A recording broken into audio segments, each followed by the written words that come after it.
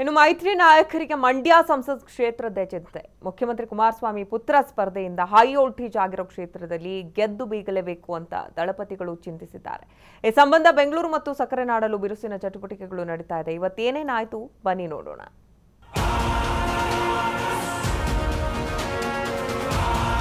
ಲೋಕಸಭಾ ಚುನಾವಣೆಯ ಮೊದಲ ಹಂತದ ಮತದಾನಕ್ಕೆ 12 ದಿನ ಮಾತ್ರ ಬಾಕಿ ಇದೆ.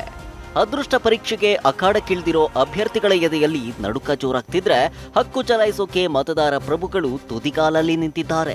ಈ ಮಧ್ಯೆ ಸಕ್ಕರೆ ನಾಡಿನ ರಣಕಣ ಅಬ್ಬರದ ಪ್ರಚಾರದಿಂದ ಆಲೆಮನೆಯಲ್ಲಿ ಹೊತ್ತಿ ಉರಿಯುತ್ತಿರೋ ಬೆಂಕಿಯಂತಾಗಿದೆ.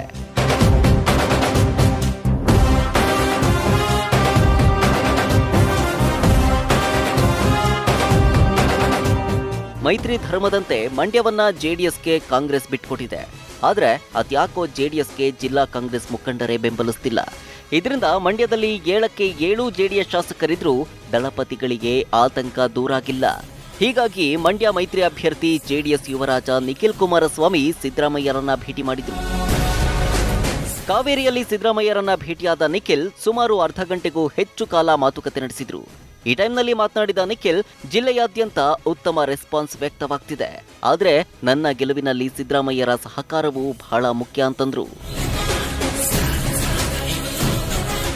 ಪಕ್ಷದ ಧರ್ಮವನ್ನು ಪಾಲಿಸಲಿಕ್ಕೋಸ್ಕರ ನಮ್ಮ ಹಿರಿಯ ನಾಯಕರಾದಂಥ ಸಿದ್ದರಾಮಯ್ಯನ ಭೇಟಿಯಾಗಿ ಒಂದು ಆಶೀರ್ವಾದ ಪಡೆದಿದ್ದೇನೆ.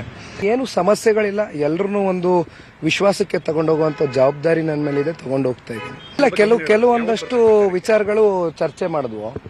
12ನೇ ತಾರೀಕು ಬರ್ತಾ ಇದ್ದಾರೆ ಸಿದ್ದರಾಮಣ್ಣ, ದೇವೇಗೌಡರು ಸಾಹೇಬರು, ಕುಮಾರಣ್ಣವರೆಲ್ಲ ಒಂದೇ ವೇದಿಕೆ ಮೇಲೆ ಒಂದು ಕಾರ್ಯಕ್ರಮ ಒಂದು ಸಭೆ ಫಿಕ್ಸ್ ಮಾಡ್ಕೊಂಡಿದ್ದಾರೆ.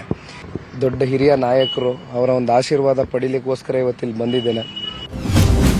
ಅತೃಪ್ತರ ಕೈ ಕಟ್ಟಿ ಹಾಕಲು ದಳಪತಿಗಳ ಮಾಸ್ಟರ್ ಪ್ಲಾನ್.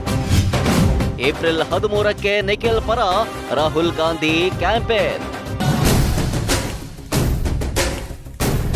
ಮತದಾನಕ್ಕೆ ದಿನಗಣನೆ ಶುರುವಾದ್ರೂ ಮಂಡ್ಯದಲ್ಲಿ ದೋಸ್ತಿಗಳ ನಡುವೆ ಹೊಂದಾಣಿಕೆಯೇ ಆಗ್ತಿಲ್ಲ.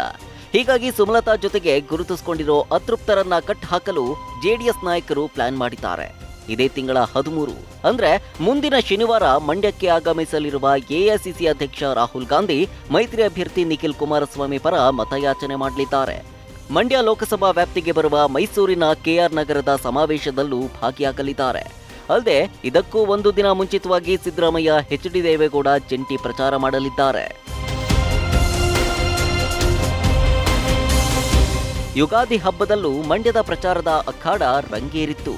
ಪಕ್ಷೇತರ ಅಭ್ಯರ್ಥಿ ಸುಮಲತಾ ಅಂಬರೀಶ್ ಜೋಗುಂಡಿ ಪಟ್ಟಣ ಸೇರಿದಂತೆ 30ಕ್ಕೂ ಹೆಚ್ಚು ಗ್ರಾಮಗಳಲ್ಲಿ ಅಬ್ಬರದ ಮತಬೇಟೆಯಾಡಿದ್ರು. ಮೊನ್ನೆ ನಡೆದ ಗಲಾಟೆಯಲ್ಲಿ ಚಾಲೆಂಜಿಂಗ್ ಸ್ಟಾರ್ ದರ್ಶನ್ ಕೈಗೆ ಪೆಟ್ಟಾಗಿದೆ. ಹೀಗಾಗಿ 3 ಅಥವಾ 4 ದಿನ ಬಿಟ್ಟು ಪ್ರಚಾರದ ಅಖಾಡಕ್ಕೆ ಇಳಿಯಲಿದ್ದು ಸುಂಟರ ಗಾಳಿ ಮತ್ತೆ ಅಬ್ಬರಿಸಲಿದೆ. ಹಬ್ಬದ ದಿನ ಅಂತ ಏನಿಲ್ಲ, ಈಗ every days counts a lot. ಹಾಗಾಗಿ ಟೈಮ್ ವೇಸ್ಟ್ ಮಾಡೋಕ್ಕೆ ಆಗಲ್ಲ ನನಗೆ. ಈ ಬರೀ ಇನ್ನೊಂದು 10 ಡೇಸ್ ಇದೆ ಅಷ್ಟೇ.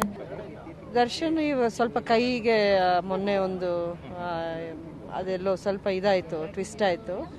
ಸೊ ಸ್ವಲ್ಪ ರೆಸ್ಟ್ ತಗೊಂಡು ಮತ್ತೆ 8th or 9th ಜಾಯ್ನ್ ಆಗ್ತಾರೆ ಅವರು. ಇದರ ಮಧ್ಯೆ ಕಾಂಗ್ರೆಸ್ನ ಟ್ರಬಲ್ ಶೂಟರ್ ಸಿದ್ದರಾಮಯ್ಯ ಭಿನ್ನಮತ ಶಮನಗೊಳಿಸಲು ಅಖಾಡಕ್ಕೆ ಇಳಿಯಲಿದ್ದಾರೆ. ನಾಳೆ ಬಂಡಾಯ ನಾಯಕರಾದ ಚೆಲುವರಾಯಸ್ವಾಮಿ, ಬಂಡಿ ಸಿದ್ದೇಗೌಡ, ನರೇಂದ್ರ ಸ್ವಾಮಿ ಜೊತೆ ಮಾತುಕತೆ ನಡೆಸಲಿದ್ದಾರೆ. ಒಟ್ನಲ್ಲಿ ಮಂಡ್ಯ ರಣಕಣ ದಿನದಿಂದ ದಿನಕ್ಕೆ ರಂಗೇರ್ತಿದ್ದು, ನಾಳೆ ಅತೃಪ್ತರ ಜೊತೆ ಸಿದ್ದರಾಮಯ್ಯ ಸಭೆ ನಡೆಸಲಿದ್ದಾರೆ. ಸಭೆಯಲ್ಲಿ ಬಂಡಾಯ ಶಮನವಾಗುತ್ತಾ ಅನ್ನೋದೇ ಯಕ್ಷ ಪ್ರಶ್ನೆ. ಬೆಂಗಳೂರಿಂದ ಕಿರಣ್ ಜೊತೆ ಮೋಹನ್ ರಾಜ್, TV5 ಮಂಡ್ಯ.